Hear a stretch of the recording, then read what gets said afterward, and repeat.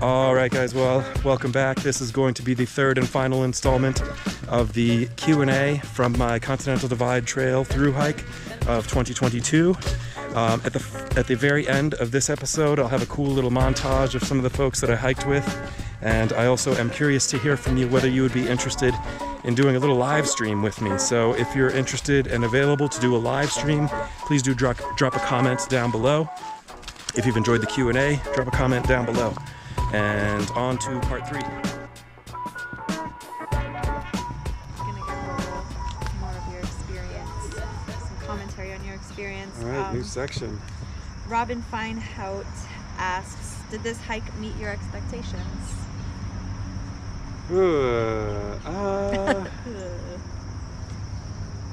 Yeah, I mean, I think so. Yeah, I think so. I don't really know exactly what expectations I had for it, but I imagine it met my expectations. Yeah, I think so. I think it, I mean, if anything, probably exceeded my expectations, but I think I got so lucky in this hike in a lot of ways. I guess if I had to, if you would have asked me at the beginning of the hike, do I think my hike will be affected by fire in some way, I would have guessed yes. But it wasn't, so that's very lucky. I also think we were incredibly lucky with the conditions of the San Juans, as hard as that was. And it was hard, very hard. There's no reason for anyone to be in those mountains in May. And we were just incredibly lucky to be through there in May and have relatively beautiful conditions. I mean, for as challenging as those conditions were. Yeah, I mean, I got really lucky in a lot of ways on this trail. So, I mean, did it meet my expectations? Yeah, I think it far exceeded my expectations, owing no small part to a heavy dose of luck. Yeah. Nuga Van asks, how did this experience compare to your experience on the AT? Well, I think we've kind of referred to that. Yeah, we touched on it a little bit. It's way harder. It's way harder in the AT. So I had a lot of conversations with hikers, again, especially towards the end of the trail, the second half, end of the trail, about why I thought this trail was so much harder in the AT. And I think most hikers would tell you the CDT is hard in the AT. I'd be surprised if you could find anyone to tell you otherwise. But like topographically, the AT is far more challenging. And the AT is also wet, whereas the CDT is dry. And I don't know, like it doesn't make a ton of sense to me why the CDT is harder. And so I kept trying to like reflect on it. Why is this trail so hard? Why do I feel like this trail is so hard? And one hiker, I wish I remembered who, but someone put it pretty succinctly, I thought, to bring up that on the AT, and again, I mean this with no disrespect or ill will, I love the AT, and it's my home trail, like of the three anyways, you know, but the AT is kind of all the same, like the conditions are all kind of the same. There's a few outliers, like the whites are different, and Grayson's kind of different as well, but still mostly, I mean, in Roan Mountain or whatever, but, and these are great sections, but for the most part, you can just hit a stride. You know you're gonna be going up mountain, down mountain, up mountain, down mountain, all day long, every time, for months and months on the AT. And on this trail, it's like, on the CDT, is very different. Like, day to day, hour to hour, it can be radically different. And so you never really get a chance to like relax. You know, not that walking up and down mountains on the AT is relaxing exactly, Right. but like it's constant adjustment. You're constantly adjusting to new conditions and adapting to new weather or new terrain or new environment or whatever, constantly. And I feel like that just takes a sort of toll. Yeah. So how does it compare to the AT? It's very different, harder, I'd say. The exposure is really something that you need to prepare for, because you're just exposed all the time on this trail. And so everything happens quick. Weather just happens quick. And wind and stuff like that. I mean, there was no wind on the AT. Nothing like this trail. Nothing. Yeah. I mean, so yeah. They ask another question, next viewer by them. Your daily mileage seemed ambitious. Was that always your plan? No, I never really plan mileage, really. I mean, to jump by jump, I do kind of, you know, I want to have an idea of how many days it's going to take me to get to the next place. But you know, a lot of hikers will have a whole spreadsheet of when they plan on being where, you know, and I think the more mature ones or whatever would realize that's all very much, you know, whatever, what is it, like a plan, you know, a plan falls apart as soon as you get hit in the nose or whatever. But I never really planned mileage. I don't really care. I just go, if I feel good and the terrain allows and the topography allows and my body allows, I'll go as fast or as far as I feel like going. Yeah. But if there's something really pretty, I'll just e-brake it and stop, you know? Or if the terrain or topography is challenging, or if I don't feel perfectly great. Again, like one of my mantras is like, my most important days on trail is tomorrow. So, I don't know. My mileage seemed ambitious. Was that always my plan? I never really had a plan for mileage. So, in as far as ambitious mileage, I don't know whether it was ambitious. I mean, a lot of people finish faster than me. Some people finish slower than me.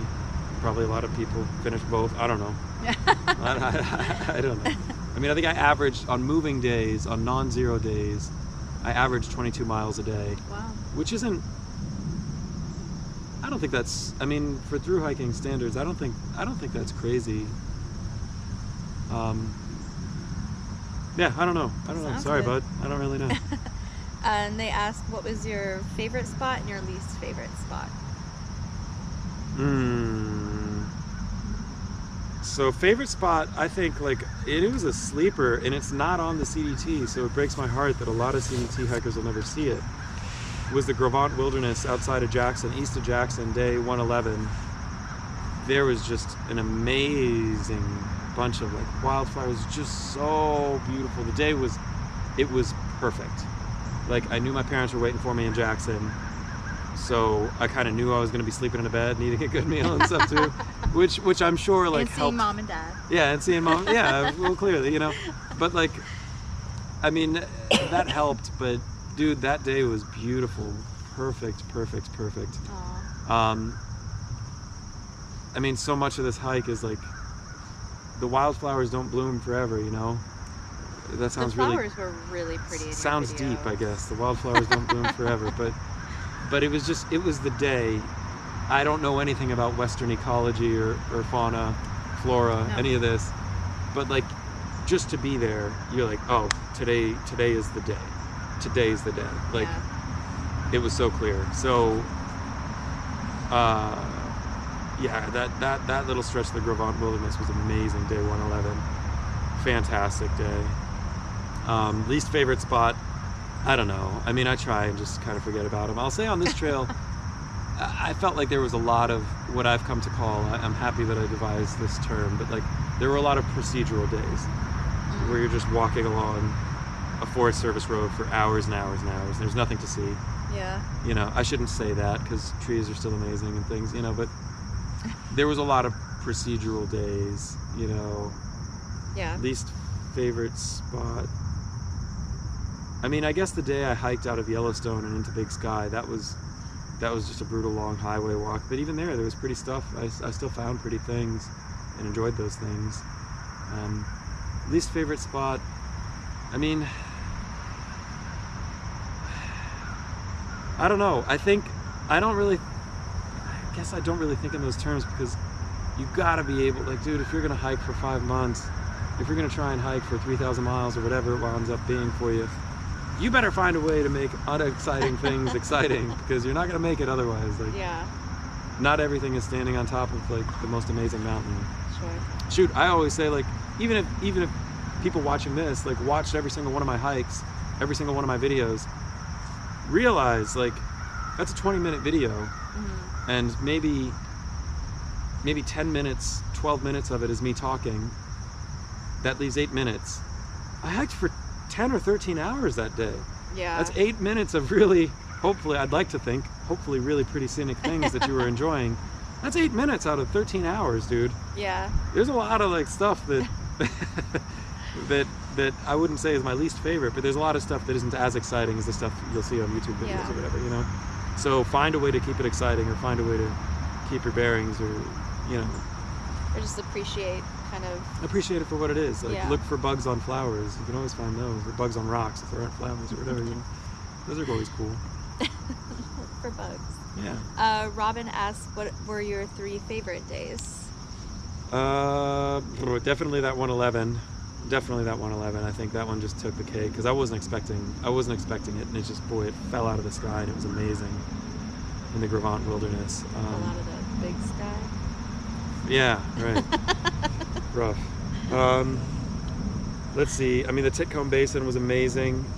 Just before going over knapsack coal in the winds. I mean, all of the winds. People talk about it, man, and there's reason for people to talk. The Wind River Range is just stunning. So really anything in there. Let's see, I made a couple other notes. What else?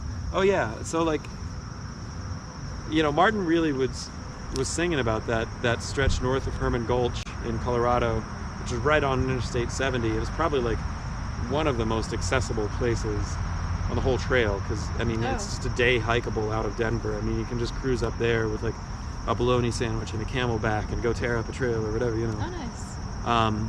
But that section north of Herman Gulch was really cool. Like, really cool. Like, go for a day or two up from Herman Gulch, you know, go a day and a half, you know. If you hike half a day from Herman Gulch, camp, and hike another day and camp, and then hike out, you will have seen some really cool bits of trail right there. That was one of Martin's favorite sections. He had already hiked that when we met up with him in Denver, and he was talking about it, and I was like, well, Martin's crazy, he might not know. Martin might be crazy, he might not, I don't know, whatever. Like, everyone has a different magical moment in a different place. Yeah. I was like, I don't know if the spot right next to the interstate is going to be beautiful, but he was absolutely right. It was really stunning. that bit north of Herman Gulch in Colorado. And then the other thing I'll mention is north of Grants as well. That canyon land north of Grants, New Mexico. I think it was north. It might have been south. I'll put the day. But it was really cool. That canyon land outside of Grants, New Mexico is totally different than those other two areas, Titcomb Basin or Herman Gulch. But really cool, like just really interesting terrain. Someone who understands geology would be really in love with it. I don't understand geology, but it was really cool. So those would probably be, I guess, my 3 favorite days: Titcomb Basin, day 111, Herman Gulch, and bonus north of Grants. That Canyonland area was just exciting, and I wasn't expecting it. Again, it just, sometimes it's cool to not know what to expect, and you're like, whoa. Thomas Montoya asks, what was the best trail magic along the trail? Man. So, I mean, I think I got to give it up to Landfill and Morning Dove for coming out and hanging out. I mean, that was just really cool to see them. That was like early in the trail. I don't think I've been on trail 2 weeks. Don't try. Yeah. Shout out to Landfill and Morning Dove. I mean, they drove all the way out. They came so far out of their way. They live in California, you know, and I think one of their families has a little bit of like a house or a cabin or something in Taos, which is east of where I was at the time. But any way you slice it, they drove a few hours out of their way to bring some pizza and beer and stuff. And I mean, what was really cool too is they brought their tent and camped up with us that night and really hung out with us. And it was just so cool to see them. They're really cool people. I hate to pick a favorite trail magic though, because I appreciate any and all of it. But I mean, those were friends who came so far out of their way. That was just really cool. I thought it was really cool. There was this one spot somewhat early on in the trail, you know, where somebody like brought and just left like jugs of water. Oh yeah. And there was like a number or something. Yeah, there the that Trujillos. was like, yeah. If there's running low of Yeah. water, Those are text us. Trujillos, the Trujillo family in New Mexico. I don't remember exactly where, but huge shout out to them because they're doing. I mean, Landfill and Morning Dove made a huge difference to me, and that was really cool to see them. But the Trujillos, like, dude, they get it done for every single CDT hiker. That's like, really cool. It's a heavy lift, and they do yeoman's work. They're really. That's a tough section without them. That's a real. I mean, shoot, it's a tough section with them. It's a really hard section without them. Yeah. I mean, there was that couple that stopped in. Is it the Savoia Wilderness or Cibola Wilderness? Is how they say it, I think. The Zuni, somewhere off by like the Anasazi Zuni. I don't know, over by Malpais, somewhere in southern New Mexico as well. And I was running out of water. I was definitely running out of water. And there was a couple water sources that were supposed to be available and had water, or supposed to have water that didn't. So So I wasn't like, there was a highway pretty nearby. I wasn't gonna die in the desert. But dude, I was definitely in a position where I was like, this might turn into a bit of a real life situation. This wonderful couple pulled up and stopped. One of them was like a photographer or something, and they were like, "Hey, do you need any water?" And they had like freaking like gallons of water, gallons and gallons of water. So that was cool too. I mean, but that was a trail provides, you know. Just your luck. Or my man, boy, I forget his name right now. The firefighter who pulled over and gave me at midnight a couple beers each, just at 7:30 in the morning. Like, yeah, bud, awesome, yeah, absolutely. So I mean, trail magic's always amazing. If I had to pick a favorite though, it's got to go to Morning Dove and Landfill. Yeah. So. And there was also that one spot, like on some guy's farmland or something. It looked like it was like shipping containers or something. And that was all Davila, off of, Davila, yeah, Davila Ranch. Yeah, right? Awesome. Yeah, I mean, awesome. Yeah.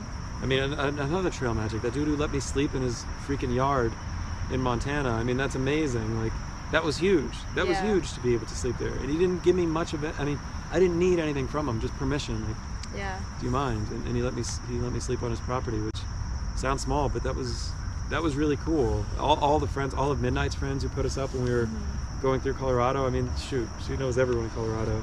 And they were all fantastic to like feed us, let us stay with them, and show us a really great time and get to know them. They were all super people. So a lot of great trail magic. And the lady, a lot of unconventional trail magic, not the sort you'd see on the AT where it's people with tables and whatever. I mean, AT just gets carried away sometimes. It's really cool, like, but a lot of really cool, really practical stuff on this trail that really made a big difference to me. And the lady and her husband who follow you, I think, and they like, Rusty, set you up. Rusty and Alan. Yeah, Rusty and Alan in Dulce, New Mexico. Yeah. Awesome folks. I mean, just great folks all over the place. It was amazing. Yeah. I can't pick a favorite, man. It's all good. The scariest moment? Question from Thomas Montoya. Depends how you define moment, I guess.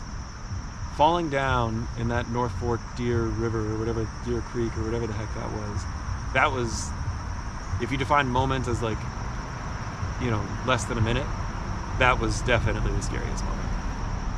And that was a really scary moment. That was a really scary moment. That was pretty much crossing a raging whitecap. That was a stupid decision. And it was a scary moment. Falling in that river and getting swept like 30 feet in it's I guess technically a creek, but terrifying. Dumping in there and getting swept 20 or 30 feet in white water is that's a humbling experience. That was really scary, but I didn't die, and I didn't get hurt. And I didn't really lose that much gear, all things considered.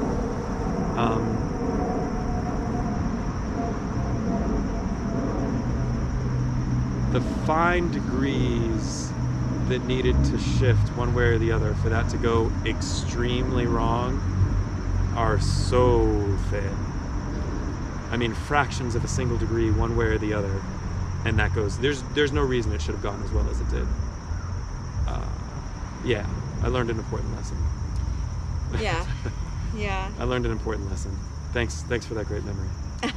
I am thankful for it. I mean, I learned an important lesson, you know. Yeah, if you're gonna learn a hard lesson, it's good to learn it in the least hard way possible. Yeah, I guess. for sure, like, for sure. Considering how I mean, bad other that scary could have moments. been. Shout out to the time I got lampooned on the stone face next to knapsack coal. That was really scary. But that's a whole story. There was that time I was in communication with you when I was on the knife edge over by, oh gosh, I forget what that lake was called in Glacier. What was it called? Solitude or something? It might have been Lake Solitude. That was really scary, being on that knife edge and not knowing whether I'd be able to, really not knowing whether I'd be able to get out of that situation safely. I didn't know.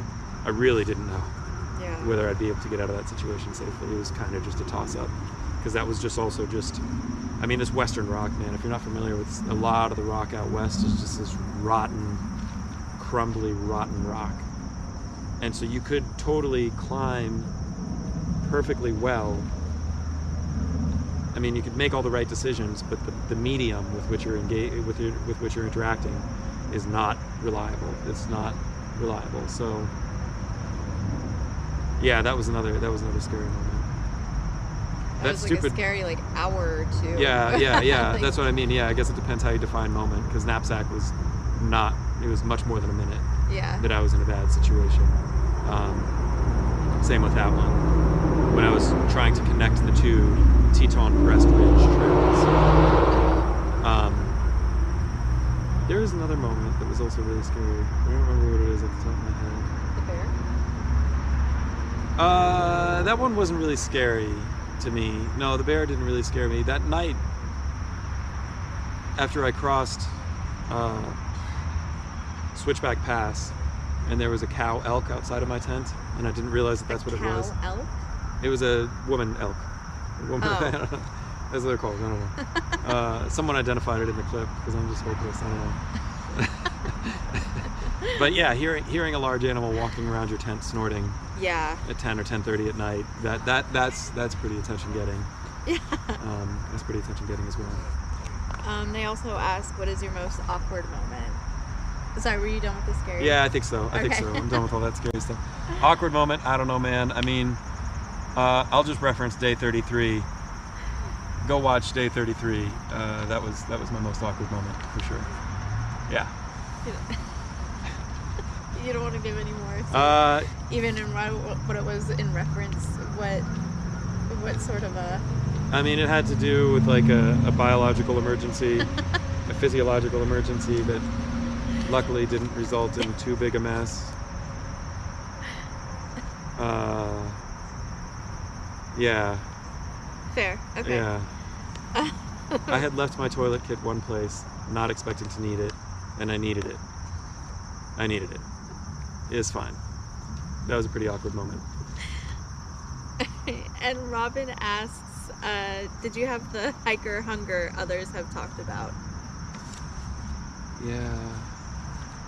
No, I don't think, and I didn't feel it on the AT either. I think that me and food are weird. I mean, you could ask Daff about it. Mm-hmm. Like, I don't really feel hunger normally very much at all. Jealous. Yeah, yeah, that's a common reaction. But I don't know. I get I don't know. Usually when I eat on trail, I eat out of necessity. And honestly, by the time you're going, like by the time you're like 1,000 miles in or whatever, like I know when I need food. Not because I'm hungry, but because I feel. Was it like that before you started? Were you like that before you started these long distance hikes? Yeah. I just don't really. I think because I've worked in or around restaurants forever, and you just don't really engage with food the same way. Yeah. Most people don't engage with food the way restaurant people do. That's fair. So, yeah, it's different. It's different. I don't know. I don't really feel hunger usually. Do you know if other hikers kind of experience that? Well, I guess others do experience hiker that hunger is a if thing. That's a thing. That's yeah. a definite thing. But I don't really feel like I really feel it so much. I mean, I feel empty. I feel when I have no reserves. I feel like when there's no store left on my body, I feel that. Yeah. But in as far as like hunger, I don't really think hunger is really something. There's some fuel. Yeah. That's fair.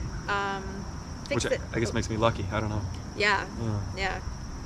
Fix It Fish asks, what character shortcomings did you discover about yourself? Which did you overcome or put to rest? And what new strengths or insights did you gain? I don't know. A lot of these, so there were some questions that I didn't want to ignore. I do want to address these questions, but I also kind of feel like questions like this, I feel like there are more, I don't know, this is my second thru hike, and I feel like a lot of this sort of thing I dealt with more on my first thru hike last year, and as far as realizing, and I don't remember exactly which character shortcomings. So I guess I could give a good answer for this from the AT last year, if you'll excuse this, Fix It Fish. Because I feel like a lot of these sorts of things, like what inner truths were revealed to you about yourself or whatever, these sorts of questions, I don't feel like I have good answers for them off the CDT, but I do have good answers for some of them off the AT, so I'll just kind of give you the AT answer. Which was like, so for the AT last year, I felt like I was really, I've always had the support of you and the rest of the family and all my friends and my wife, of course, and first and foremost, Daphne. So I've never been out here doing this alone, and I recognize that I stand upon the shoulders of giants in doing this and all that. But on the AT last year, I felt like as I was making my way further and further and getting closer and closer to that goal, I really felt really good about myself, right? Like I felt like, yeah, I'm doing this, like I'm getting this done, like, you know, I'm doing it, I'm hiking the miles, I'm doing it, I'm feeling good, I'm out here, like clearly I know that I have the support, and I don't mean to take anything away at all, or not forthrightly and exuberantly credit those who deserve credit. But I felt like I was like, I'm out here, I'm doing this, I'm on my own, I'm getting it done, I can do this on my own. And I felt like the whole hike on the AT, I was learning these lessons of self-reliance, right? Of like doing it on your own, of not counting on or relying on anyone necessarily. There were these cool lessons of self-reliance that I was learning and internalizing the entire trail, all the way really, all the way into Maine. And then when I was in Maine, I slipped and broke my hand. I broke 2 bones of my left hand, 200 miles from the end of the trail or something. Less than that, probably, I don't remember. In Farmington, Maine. I can tell you the name of the doc now, whatever. I fell and broke my hand, and that was really hard. That was really hard to deal with. Like, it was a big psychological blow, let alone physical blow. You'd be like, well, you can walk with a broken hand. Absolutely, you can walk with a broken hand. Absolutely, I did. Come to find out, I did. Well, certainly you can hike with a broken hand, but can you pitch a tent? Can you dig a cat hole? Can you filter water? Can you inflate a sleeping pad, put it into your tent, and then reposition yourself on it? Can you tie your shoes? Like, yeah. There's a lot of things that aren't walking that go into walking. Well, one of the things about having broken hands, so I was staying at the hostel in Maine, and like I just wanted to put together an ice pack just to ice my hand, and the process of like opening a freezer, opening a Ziploc bag, putting ice in it, and resealing it, that's incredibly difficult with a freshly broken hand. Yeah. I mean, borderline impossible. And all at once, I realized that all those lessons I had learned about self-reliance were pretty much trash, And you realize right away, like, yeah, are you capable on your own of doing hard things? Sure. But that means nothing about what's important in life. What's important in life is having people around you who love you and support you and can help you. Because when adversity strikes, which it's undoubtedly going to, you need people. And that was an important lesson that I learned all at once. And it was so wild because I had spent months learning the exact opposite lesson. One thing happens and you realize, dude, you're just a cork on the ocean. Like, that's part of what I love about hiking and nature is the brutality of it, is like, it's indifference towards my existence, and it winds up teaching you these really important lessons about needing other people. I don't know. Long-winded answer. Hopefully that helps fix it. I don't know. Is that what character shortcomings did I discover about myself? Well, yeah. That I'm not an army of one, Yeah. One Cool Jewel asks, how do you feel this hike impacted you emotionally, spiritually, and physically? What was your biggest area of personal growth? Yeah, again, this probably has more to do with the AT. Yeah. I shouldn't say the AT, just probably has more to do with my first thru hike, would probably be a more accurate way of saying that. I guess I feel on this hike that I don't know. I mean, it's going to be weird. I mean, you asked me about personal growth, so I guess there's no way to answer that without sounding self-aggrandizing, but I think, like, dude, I did the CDT now. Like, there are hard conditions on this trail. There's hard conditions. And there's a lot of judgment calls that you have to get right. As much as that fall on East Fork, North Deer, whatever it was, that was a bad judgment call. I'll wear that. I mean, that was a stupid decision. I'll be the first to admit it. But I did this trail, even with a couple of stupid decisions here or there. There was a lot of decisions, a ton of decisions that went right. And I can hang my hat on that. Like, I did a lot of things right. And if I hadn't done that many things right, I wouldn't have been able to finish this trail one way or another. It's a gentle way of saying it. And so, area of personal growth, I guess I've come to realize that I can count on myself like that. Like that there was a lot of decisions that I had to make, that I made, that were the right decision. Yeah. And a couple that were the wrong decision, but it's nice. Did it impact you at all emotionally, spiritually, physically? Yeah, I mean, I guess there's like the toenails or whatever. We could talk about that if we want to get into like, things that impacted me physically. Yeah, I mean, I think whatever, emotionally, psychologically, spiritually, or whatever. I mean, you said it was like harder. Yeah, it was like harder. Emotionally, mentally harder. It's just more taxing. There's just more decisions you have to make. On the AT, you don't have to make decisions. Mm-hmm. Really, I mean, I don't mean to disparage the AT at all, because I'm nothing but thankful for that experience. But like, there's a blaze every freaking 100 feet. You know, Mm-hmm. you just keep going. And on the CDT, you're constantly assessing the conditions and which way you should be going versus which way the trail says to go, and the weather and the again, the conditions and the exposure. It's just, there's so much to do, and constant re-examination and assessment. And yeah, so, and it's nice to have finished this trail and be like, yeah, I did it. I mean, I actually feel like if the AT is a challenge because of its endurance and its difficulty and the duration of it, it almost feels more like the CDT is like a lock. You got to unlock it. Like, you're working for it. Like, yeah. Not that you're not working for it on the AT, but like, if you can sustain on the AT, you will finish. Mm-hmm. Like, endurance is part of the CDT for sure, but there's another huge component that really has a lot to do with decision making. Yeah.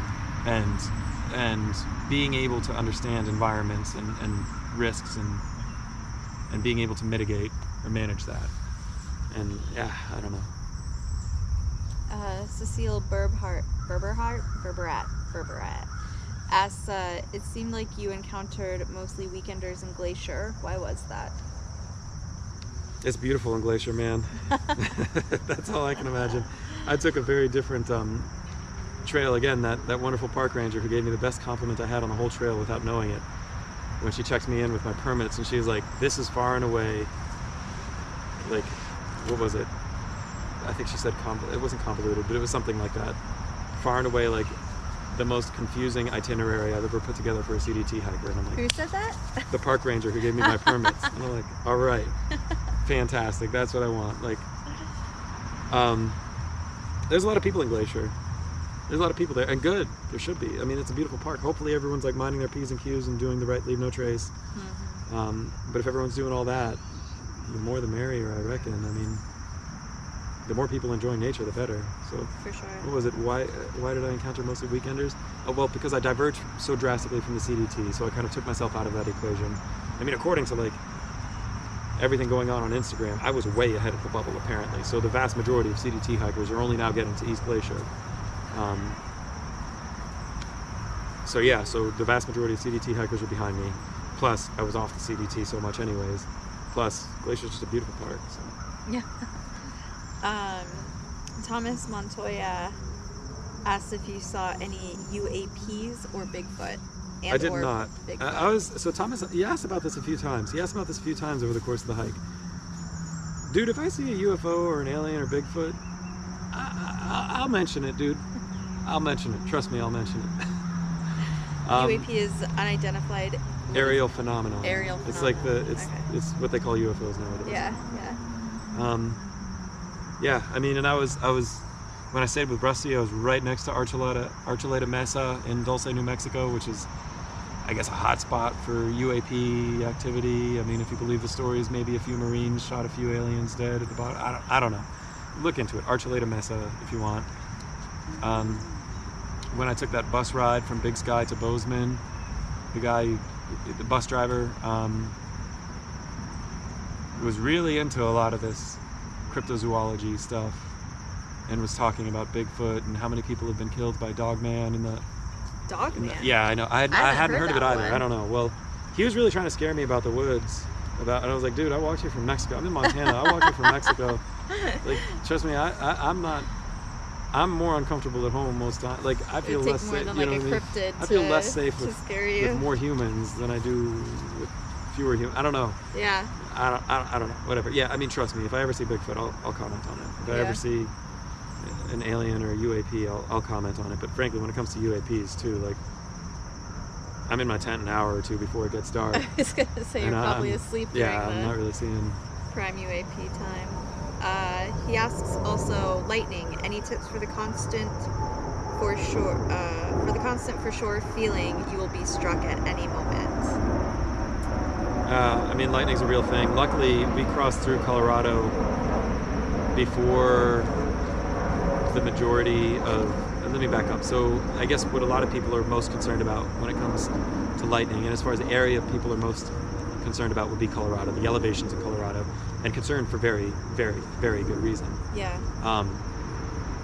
But luckily, we crossed through the most lightning concerning parts before the storms really picked up, because it's also seasonal. And that's, I mean, and as far as tips for the constant feeling I'll be struck by lightning, I never had the constant feeling I would be struck by lightning, but I was certainly aware of the risk. And you try and mitigate that as best you can. Like, again, I think in a couple of my videos I even mentioned, like, because I was with Midnight at the time, that's why we would wake up super early, was to get up and over this long 12-mile ridge before that predictable weather was going to come in, or hopefully put us in a position where we're before the weather comes in, because a lot of those storms are pretty. That's the other thing about the west versus the east, I think, is that the patterns of weather, while they're much faster and much more dangerous, I think pretty categorically, both of those things, they're also much more predictable. So pay attention, and when you see clouds coming in, even if there's no storm or wind or rain or anything, hail that comes with it, just note that. Make a little mental note. Look at your watch and be like, oh, okay, cool, yeah, it's 12:30 and I'm seeing clouds come in, or whatever. You know, you'll notice these cycles and systems and patterns. Yeah. So that's how I would deal with lightning, is just be aware of your surroundings, make mental notes, and look ahead at your next day and plan accordingly. Don't put yourself in a position where you're going to be at 12,000 feet without any bail points in the middle of the afternoon, where you know there's going to be lightning coming, because there has been for every day for the past week or two or whatever. Like, that would be stupid. So Sure. I mean, that would be stupid. Like, Mark Foley asked, have you ever considered writing a book or making a picture album? I don't know. I guess I've considered more a book than a picture album, because frankly I do so many videos, I don't take a lot of pictures. Yeah. So my visual documentation is all in. Yeah. My video documentation is all in video format. Yeah, writing a book, I don't know. There's a lot of good books about hiking and through hiking in nature. So I'd be in pretty steep competition. I appreciate the question. I'm an English major, so who knows? Yeah, I was gonna say that. I didn't know if you wanted that like broadcasted, but I know you have the a language. way with words. Yeah. Nugavan, what would you have done differently? Not a lot, honestly. Again, I mean, but a lot of that owes to luck, and as far as conditions and timing and when I chose to hike and how I chose to hike. What would I have done differently? You know, I was amazed when I finished this hike that I took more zeros on this trail than I did on the Appalachian Trail. Oh, really? Yeah, which is wild. Even with the hands? Yeah. Wow. Yeah. Interesting. Okay. Yeah. What would I have done differently? Not a whole lot. I guess one thing that'll probably haunt me for a little while. I'm happy that I looked ahead and chose the itineraries that I did with respect to the huge divergence from the CDT around to get to Jackson and the Tetons. I'm very happy with that decision. And I'm also happy with my decision to extend my time through Yellowstone and eject off through the northwest corner and go visit Big Sky and Bozeman and Spanish Peaks, because Spanish Peaks were exceptional. But that second creative itinerary meant that I missed the big loop of the Idaho-Montana state line. And a lot of people had some pretty pictures I saw on some of my friends' Instagrams and stuff who were hiking through there. And it also wound up cutting a couple hundred miles, so that'll be. I mean, I've made peace with it, but if I had to pick anything that I would do different, I don't think I would do it differently. But I kind of regret that I couldn't have done both somehow. I don't know. I don't even know what that would have looked like. Like, that would have been crazy. One, just transport back to the other. Well, like do one, go to route. Butte, and then maybe do that loop southbound, and then find a bus back to Butte or something. There's probably a solution like that I could have done. That would have been strange, really ambitious. I could have done it. I don't know why I didn't. I guess. How many more miles would that have? It would have added like 200 miles. It probably would have added a couple weeks to my hike. I mean, that's a fair bit. Yeah. But I mean, whatever. Who cares? Yeah, I mean. Who cares? What's 200 miles? Who cares? Doesn't matter. All right, and our last question from Mark Foley: will you ever show up at trail days in Damascus? Yeah, I hope to, for sure. Trail days, for those of you who don't know, this is like an Appalachian Trail tradition. The Appalachian Trail Conservancy puts on like a festival in Damascus, Virginia, which is very much a trail town. The trail walks straight through the town. And it's a big celebration of through hiking, through hikers and things like this, with I think a pretty heavy focus on the AT specifically. I mean, the PCT and the CDT have their own trail days in different towns. Oh. I forget exactly when trail days happens. May, maybe? I feel like it happens in June. I don't know, July, something. I don't know. There's a quarter of the year. It happens sometime in there. Yeah, I definitely have an interest in Damascus and trail days because it's only right down the road relatively. Yeah. I mean, 5 hours or something, but man, there's trails to hike out here. Yeah. You know, like it always seemed it seems a little silly to me. Like, I do like the idea of trail days and I hope to go.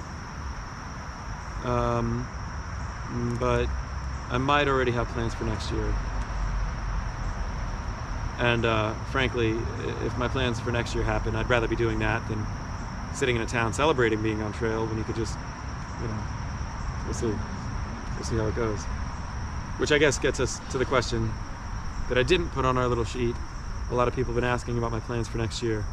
And we'll just have to stay tuned for that, because we'll have to stay tuned. Yeah, not ready to comment on any of that next year business yet.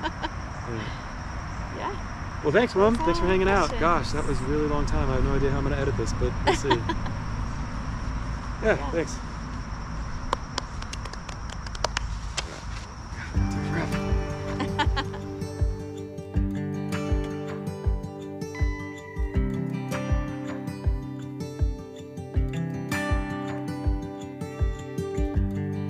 You can't turn the tide.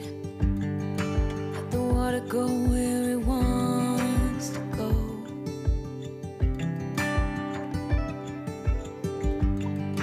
You can run and hide. You can bury yourself beneath the stones. Somebody told me don't pretend, 'cause everyone could use a friend sometimes. Take some good advice. Don't let your fear decide. That's how you break inside. You don't need to worry.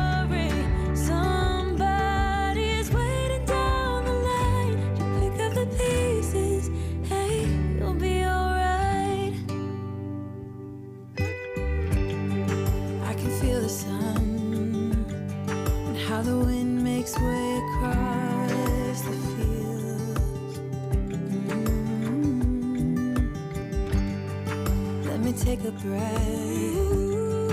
Let me be a part of something real. Someone said it's better when you hold on to a helping hand. Sometimes we could all use a friend. Don't let your fear decide. That's how you break inside. You don't need to worry. Somebody's waiting down the line to pick up the pieces. Hey, you'll be alright. You'll be alright.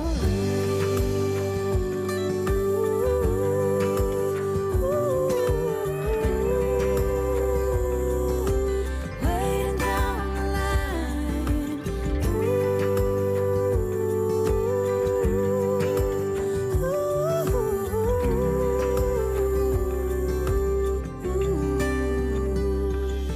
So don't let your fear decide. That's how you break inside. You don't need to worry. Somebody's waiting down the line to pick up the pieces. Hey, you'll be alright. There will be someone waiting down the line. All right, guys. Well, that was the third and final installment of my Q&A from the Continental Divide Trail through hike of 2022. Hope you enjoyed that little montage of some of my friends from the Continental Divide Trail as well. If you did, definitely drop a comment. Be sure you do also put in that comment whether you'd have any interest in doing a little live stream with me, if you've developed any other questions or whatever else. A few of you mentioned perhaps setting up a live stream, and I think that'd be fun. So if you're inclined to agree, do drop a comment down below, please. And finally, again, this little promo shot right here is coming to you from the Cranberry Wilderness. Next week, we'll have the full video of my hike from the Cranberry Wilderness, as well as the gear review, which I mentioned for a new piece of gear that I'm testing out on this hike. So I will talk to you next week.